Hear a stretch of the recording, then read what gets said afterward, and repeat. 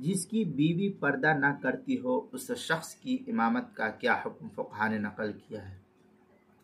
چنانچہ اگر امام کی بیوی شرعی طور پر پردہ نہیں کرتی ہے اور بے پردگی سے وہ شخص روکتا بھی نہیں ہے بلکہ اس کے فعل سے راضی ہے، بے پردگی سے امام یہ راضی ہے اور اس سے بہتر امامت کا اہل موجود ہے، امامت کرنے والا شخص اس سے بہتر موجود ہے، تو ایسے شخص کو ایسی حالت میں امام بنانا یہ مکروہ تحریمی ہے، کیونکہ وہ فاسق ہے اور فاسق کے پیچھے نماز یہ مکروہ تحریمی ہوتی ہے۔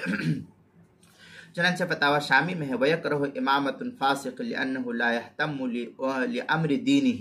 یہ فتاوی شامی جو زکریا بک ڈپو دیوبند کا ہندی نسخہ اس کی دوسری صفحہ 298 299 پر ہے، اور بیروت کا چھپا ہوا نسخہ فتاوی شامی کا اس کی دوسری صفحہ 255 پر اس کو نقل کیا گیا ہے۔